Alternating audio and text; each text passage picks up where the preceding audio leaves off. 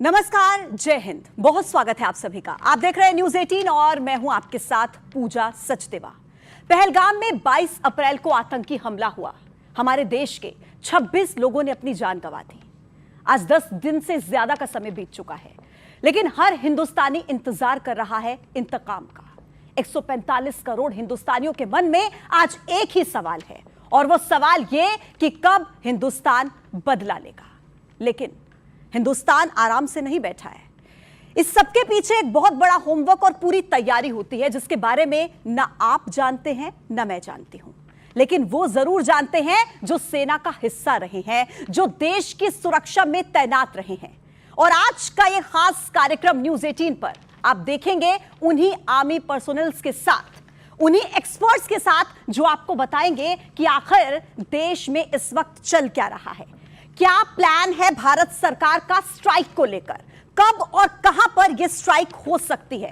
इन सब के बारे में आज हम चर्चा करेंगे। मेरे साथ खास मेहमानों का पैनल इस वक्त चर्चा में मौजूद है। सबसे पहले आपका परिचय मैं उनसे करा देती हूं। यहां से शुरुआत करते हुए देखिए, ब्रिगेडियर शरदेंदु सर हमारे साथ इस वक्त मौजूद हैं। शरदेंदु सर, आपका बहुत बहुत स्वागत है। और प्रफुल्ल बख्शी सर हमारे साथ डिफेंस एक्सपर्ट के तौर पर मौजूद है। सर, आपका बहुत बहुत स्वागत है।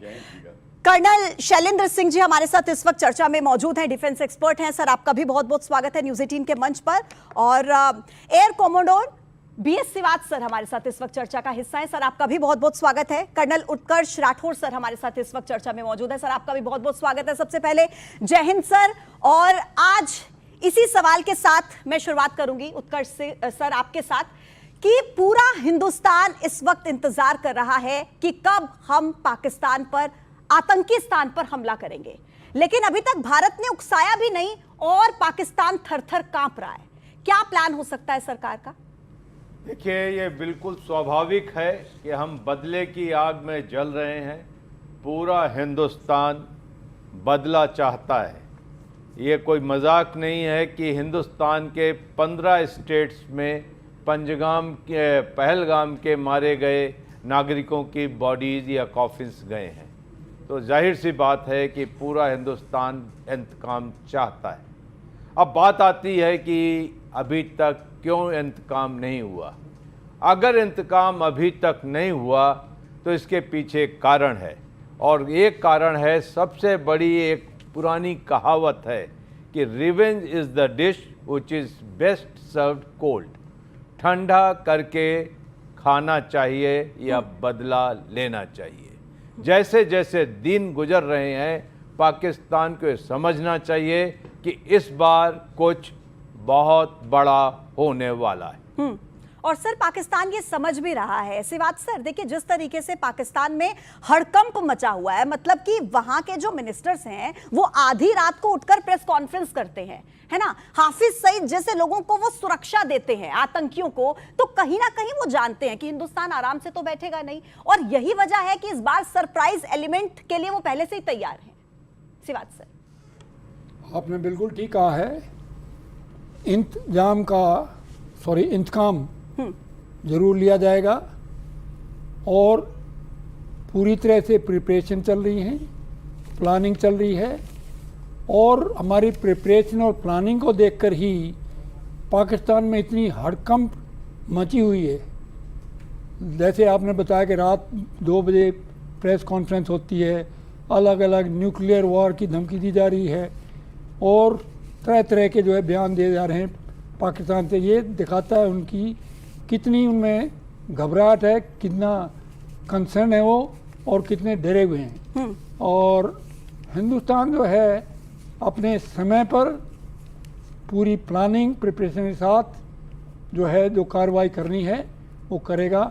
हमारे प्रधानमंत्री जी ने फ्री हैंड दे दिया है मिलिट्री को जी, तो मिलिट्री जो है अपने हिसाब से जो है उसको सही अवसर देखकर ठीक है और उन पर अटैक करेगी। और पूरा बिल्कुल ठीक है सिवात सर। मैं जो प्रधानमंत्री नरेंद्र मोदी ने सेना को फ्री हैंड दिया, इस पर भी चर्चा करूंगी, लेकिन एक बार पहले मैं सबका ओपनिंग कमेंट ले लेती हूं। शैलेंद्र सर, आपसे ही समझेंगे। देखिए, जब उरी हमला हुआ 11 दिन बाद हमारी सेना ने जवाब दिया। 18 जवान हमारे शहीद हुए तो 40 उनके आतंकी मारे गए। उसके बाद पुलवामा, हमारे 40 जवान शहीद हुए तो 200 से ज्यादा हमने उनके आतंकियों को मार गिराया। 12 दिन के बाद हमने जवाब दिया। मेरा सीधा सा सवाल है सर, क्या हम अब ये मान ले कि पहलगाम हमले के आतंकियों की 13वीं का समय आ गया है? बड़ा काम बड़ा समय लगेगा। जय हिंद, नमस्कार। मैं आपको सीधे सीधे बताता हूं कि अगर हम कुछ बड़ा करेंगे तो आज क्यों करेंगे, हम अपनी चूजिंग के हिसाब से करेंगे। वो जो ठंडे खाने की बात हो रही है ना बेटा, ठंडा खाना जब अभी ठंडा हो रहा है तब गर्मी देखिए कि कितनी गर्मी पाकिस्तान में चल रही है और उनके तेवर बदलते हुए देखिए। मैं आपको बड़े, क्योंकि आजकल पाकिस्तान में प्रूफ बहुत मांगे जाते हैं, तो मैं आपको प्रूफ देता हूं कि कहां वो शुरुआत करी थी थ्रेट से, अभी वो सडनली न्यूक्लियर बॉम्ब जो है वो पिछले 7-8 दिन में कहीं गायब हो रखा है। शांत हो गया सर, वो पता नहीं बटन किसी और के पास है ना sir. Yes yes yes. So उससे भी बड़ी बात करता हूं। अब बातें आ गई कि हम एक निष्पक्ष जांच करेंगे, उसमें सहयोग करेंगे। आप देखिए गर्मी कितनी आ रही है और साथ ही साथ बिलावल ने रोना शुरू कर दिया अगर पानी बंद हुआ तो, और उसके बाद उसने पहले बोला था उधर से खून बहेगा। कल वाले में, परसों वाले में क्या बोला है, तो खून बहेगा। वेल यस, आई एग्री, आपके यहां खून बहने वाला है। मैं 140 करोड़ लोगों को सिर्फ एक अपनी तरफ से एश्योरेंस दे सकता हूं, छोड़ दीजिए ये छोटी छोटी स्ट्राइक। अब बड़ी चीज देखिए, जब 140 करोड़ लोगों की सोच और एक्सपेक्टेशंस ग्राउंड पर आए, बड़ी हो, और प्राइम मिनिस्टर ने बड़ी क्लैरिटी से कहा है कि वी विल आइडेंटिफाई। तो हाफिज सईद हमने आपको आइडेंटिफाई कर लिया है, मुनीर हमने आपको आइडेंटिफाई कर लिया है।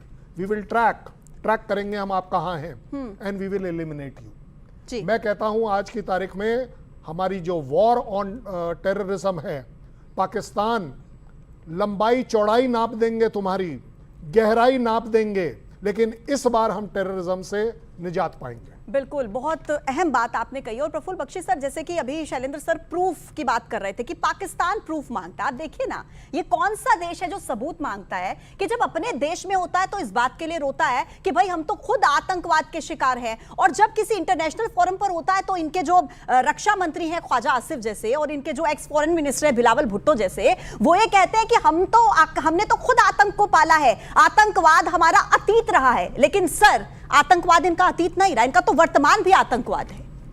आपने बिल्कुल ठीक कहा पूजा जी। वो एक्चुअली मान गए थे, उनको मानना पड़ा था। ने हमको फोर्स किया था आतंकवाद पैदा करो रशिया के खिलाफ, और वो जो उन्होंने सांप बनाया तालिबान को मिला के, अब वो उनको डस रहा है, वो खुद अब उस पर झेल रहे हैं। क्वेश्चन सारी एक बात की ये है कि आतंकवाद को वो फैला रहे हैं, हम उसको एक्सेप्ट कर रहे हैं, हमारे स्लीपर सेल्स, ये भी हो रहा है। पर इस समय आतंकवाद का जो जड़ है वो एक आतंकवादी 5 या 6 या 8 को मार दीजिए, कोई फर्क नहीं पड़ता। आतंकवाद को पैदा करने वाली उनकी पाकिस्तान की आर्मी है, ISIS है, और उनका मुल्ला एलिमेंट है। हाँ। आप उसको, जैसे चाणक्य ने कहा था, पॉइजनस प्लांट को जड़ से उखाड़िए, उसमें मट्ठा डालिए। जब तक हम वो नहीं करेंगे, यानी कि पाकिस्तान की आर्मी को बाध्य करेंगे कि अब अपनी वो आर्मी में पॉलिटिक्स छोड़ के वापस बैरक्स में जाए और वापस पाकिस्तान में डेमोक्रेसी आने दे, पाकिस्तान के लोग आपकी पूजा करेंगे। ये बात आएगी अगर, क्योंकि यूथ पाकिस्तान का जो यंगर जनरेशन है और इमरान खान की पार्टी है और अन्य लोग जितना डायस्पोरा के हैं, वो सब चाहते हैं कि पाकिस्तान की आर्मी कब वापस जाए। पर पाकिस्तान की आर्मी 85% ऑफ द पाकिस्तान की कमर्शियल एक्टिविटी को कंट्रोल कर रही है। बिल्कुल ठीक। वो सोने की अंडा देने वाली मुर्गी को नहीं काटेंगे, और इसलिए कश्मीर का मुद्दा लाइव रखेंगे। कश्मीर का मुद्दा को खत्म करने के लिए आपको फिर बैक टू पवेलियन आतंकवाद को करना पड़ेगा। आतंकवाद यहाँ हमारे स्लीपर सेल्स एंड पाकिस्तान की आर्मी ये मिलके हैं, इनके खिलाफ अभियान चलेगा। अब मोदी साहब ने कैसा प्लान किया है मैं उस पर टिप्पणी नहीं करूंगा, पर मेरे को इतना पता है ये प्लान जो है अब आखिरी, जो इसको कहते हैं ना, last nail in the coffin होगा पाकिस्तान के। ठीक है शरदेंदु सर, आपके पास आते हुए, क्योंकि देखिए आतंकवाद को खत्म करना है, क्योंकि टारगेट जब सर्जिकल स्ट्राइक हुई, एयर स्ट्राइक हुई, तो उन टारगेट एरियाज को टारगेट किया गया, हमला किया गया, लेकिन पाकिस्तान सुधरा? पाकिस्तान नहीं सुधरा, और पाकिस्तान सुधर ही नहीं सकता। मतलब मुझे लगता है कि सर हमें होप ही छोड़ देनी चाहिए, और इसीलिए देश के प्रधानमंत्री हो या देश के बड़े बड़े जो राजनेता है, सब यही बात कहते हैं, एक्सपर्ट्स यही बात कहते हैं कि अब जो चोट है वो आतंकवाद पर होनी चाहिए सीधे। देखिए, जहां तक पाकिस्तान का सवाल है, पाकिस्तान की फितरत है आतंकवाद को फैलाना। आज की डेट में पाकिस्तान जिस तरीके से टेररिस्ट को मदद करता है वो एक स्टेट स्पॉन्सर्ड टेररिज्म है, और जिस तरीके से पहलगाम में हमला हुआ, आपका धर्म पूछा, नाम पूछा, कलमा पढ़ा के गोली मारी गई। तो ये दिखाता है कि किस तरीके की ट्रेनिंग इन टेररिस्ट को मिली थी और कहां से ट्रेनिंग मिली। जब इस तरीके की ट्रेनिंग होती है तो उसमें स्टेट का डायरेक्ट हाथ होता है। इनके यहाँ तमाम नॉन स्टेट एक्टर हैं, उनके आका एक मंच में आते हैं, खुले तौर पे पाकिस्तान में घूमते हैं और हिंदुस्तान के बरखिलाफ बातें करते हैं और फिर टेररिस्ट को इन्फिल्ट्रेट करा के इस तरीके की घटनाएं देते हैं। देखिए, मेरा मानना है कि अब समय आ गया इनकी कमर तोड़ने का। ISI का नेटवर्क को ब्रेक करना है। पाकिस्तान आर्मी के टेररिस्ट और टेररिस्ट के आकाओं को तो आप लिक्विडेट करेंगे, लेकिन अब समय है पाकिस्तान आर्मी को चोट पहुंचाने की। असीम मुनीर है इसका कल्प्रिट, क्योंकि उसके कुछ दिन पहले उसने नॉन रेजिडेंट पाकिस्तानी को जिस तरीके से एड्रेस किया था, जिस उन्माद भरे, ऐसा लग रहा था जैसे वो जिहाद छेड़ने जा रहे हैं। उन्होंने हिंदू मुस्लिम की बात की। अब तक वो हिंदुस्तान पाकिस्तान की बात होती थी, पहली बार पाकिस्तान आर्मी के चीफ ने हिंदुस्तान को हिंदू मुस्लिम में बांटने की कोशिश की है। इसको हिंदुस्तान एक्सेप्ट नहीं करेगा। और जिस तरीके से धार्मिक उन्माद फैला के भारत में हिंदू मुस्लिम करने की कोशिश की है, ये टेररिस्ट एक्टिविटी उससे बरखिलाफ जाते हैं। लिहाजा हिंदुस्तान को एक कड़ा रिस्पॉन्स देना होगा। आपको पता होगा अरेबियन सी में जिस तरीके से हमारे जंगी बेड़े एक्सरसाइज कर रहे हैं, जिस तरीके से एयरफोर्स एक्सरसाइज कर रहे हैं, जिस तरीके से हमारा बॉर्डर पे डिप्लॉयमेंट है, मोबिलाइजेशन है, ये दिखाता है कि एक बड़ा अंजाम होने जा रहा है और इस बार इसका टारगेट होगा पाकिस्तान की आर्मी। उनका वॉर वेजिंग मशीनरी को नुकसान पहुंचाना, उनके टेररिस्ट कैंपों को उड़ाना है, उनके आकाओं को लिक्विडेट करना और यहां तक ऐसी चोट दीजिए जैसे कि पाकिस्तान अगले 1 या 2 दशक तक उठ ना सके। बहुत गहरी बात आपने कही सर। मैं एक चीज और इसमें ऐड करना चाहूंगी। आपने अभी बात किया कि जिस तरीके से युद्ध अभ्यास चल रहा है, मैं तो कहूंगी सर ये तो अभी वार्म अप हो रहा है ना। जैसे हमने देखा गंगा एक्सप्रेसवे पर मिराज, मिग और ये जो जैगुआर जैसे जो हमारे अगर हम बात करें रफेल्स की, तो जिस तरीके से वहां पर युद्ध अभ्यास चल रहा है ये सिर्फ वार्म अप है। और अभी वार्म अप हुआ और पाकिस्तान में ऐसी बौखलाहट कि बार बार सीज फायर का उल्लंघन कर रहे हैं, अपने जो ये आतंकी है हाफिज सईद जैसे, इन्हें सिविलियंस के बीच में जाकर छिपा रहे हैं। मतलब क्या है सर ये? देखिए, जहां तक मैं समझता हूं पाकिस्तान को लड़ाई शुरू हुई नहीं, मोबिलाइजेशन है एक तरीके का। बॉर्डर पे देखिए स्कमिशेस हैं, फायरिंग चल रही है और ऑप्शन क्या आ रहा है पाकिस्तान के, उनके तमाम जो मिनिस्टर वो बोल रहे हैं न्यूक्लियर ऑप्शन पे जा रहे हैं। लड़ाई शुरू हुई नहीं हुई, न्यूक्लियर ऑप्शन। ये दिखाते हैं कि पाकिस्तान कितना जिम्मेदार देश है। उनके जिम्मेदारी नाम का एक इल्म भी नहीं है उनके अंदर और हर बार धमकी। न्यूक्लियर अगर आपने फर्स्ट यूज किया तो क्या पाकिस्तान इस वर्ल्ड मैप में एग्जिस्ट करेगा, इसको समझना पड़ेगा। आप पूरा देश देखिए ध्वस्त कर दिया जाएगा, मिटा दिया जाएगा वर्ल्ड मैप से। और ऐसे समय में जब बलूचिस्तान में देखिए आपके सेपरेटिस्ट मूवमेंट चल रहे हैं, खैबर पख्तूनख्वा में अलग किस्म की लड़ाई है, टीटीपी आपसे कंट्रोल नहीं हो रहा है, आर्थिक स्थिति का पूरे वर्ल्ड में आपको पता है क्या किस स्टेज में आप पहुंच चुके हैं। क्या आप लड़ाई लड़ने के हैसियत रखते हैं? आप लड़ाई लड़ेंगे तो मैक्सिमम 1 हफ्ता 15 दिन की, देश तबाह हो जाएगा, आर्थिक बर्बादी होगी। और इसी के तहत देखिए उनकी पॉलिटिकल लीडरशिप में कितनी बौखलाहट है। आज वो इमरान खान से भी मिल रहे हैं, स्पेशल असेंबली का सेशन होने जा रहा है। ये सब दिखावा है और अपने आम नागरिकों का ध्यान भटकाने का और कहीं ना कहीं एक जस्टिफिकेशन दे रहे हैं। सर आप बिल्कुल ठीक कह रहे हैं। और शैलेंद्र सर आप कुछ कहना चाह रहे थे, इसके साथ ही मैं एक सवाल ये भी ऐड करना चाहूंगी कि आप देख रहे हैं कि किस तरीके से जो शहबाज शरीफ है वो यूएई के राजदूत से मिलते हैं, है ना, और अमेरिका के सामने जाके, चीन के सामने जाके गिड़गिड़ाते हैं कि भाई हमें बचा लीजिए, क्योंकि वो जानते हैं उनका हश्र क्या होगा। आप सेना बल में देख लीजिए, आप डिस्ट्रॉयर्स, भारत के पास डिस्ट्रॉयर्स हैं, भारत के पास एयरक्राफ्ट कैरियर्स हैं, है ना, और सेना की अगर बात की जाए तो दोगुनी से भी ज्यादा सेना भारत के पास है। कहां पर स्टैंड करता है भारतीय सेना के सामने पाकिस्तान? देखिए, अगर आप नंबर गेम में जाएंगे तो आई थिंक ये बहुत बड़ी इंसल्ट होगी मेरे लिए कि उस आर्मी को आप मेरे साथ कंपेयर करें, क्योंकि unfortunately Apple should be compared with apples. बिल्कुल सर, ये अपने आप में बड़ी फेमस सेइंग है। लेकिन ज़्यादा बड़ी बात जो आपने कही, शहबाज शरीफ कहाँ जा रहे हैं, मुझे तो एक्चुअली समझ नहीं आया। उनके अपने बड़े भाई जो बता रहे हैं वो नहीं सुन पा रहे। उनके नवाज शरीफ ने सिर्फ एक लाइन बोली जो कि सब चीज़ें बराबर कर देती है, मत उलझिए हिंदुस्तान के साथ। एक शब्द, एक लाइन में सब कुछ बोल दिया गया।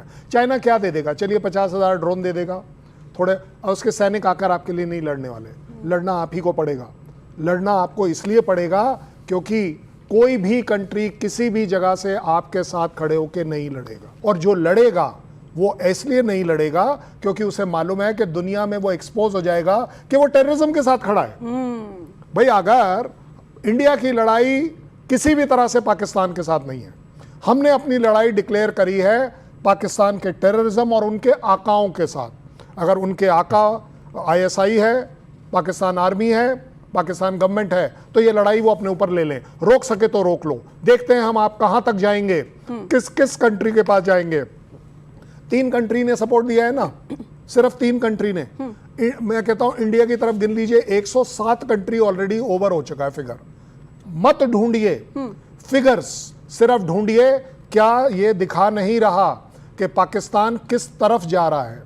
वो एक्चुअली सच बात यह है कि वो आपसे गिड़गिड़ाना चाह रहा है, लेकिन वो चाहता है कि वो किसी और कंट्री के थ्रू हो, हाँ, डायरेक्टली सामने आकर के बेइज्जती ना हो। अदरवाइज आप बताइए वो यूएस में जाने की क्या जरूरत है। हाँ, बिल्कुल यूएस ठीक में देखिए, यूएस बोल सकता था, डिप्लोमेसी में वर्ड्स को पढ़िए, यूएस बोल सकता था हम भारत के साथ खड़े हैं, नहीं उसने ऐसे नहीं बोला, उसने कहा हम भारत के साथ मजबूती से खड़े हैं।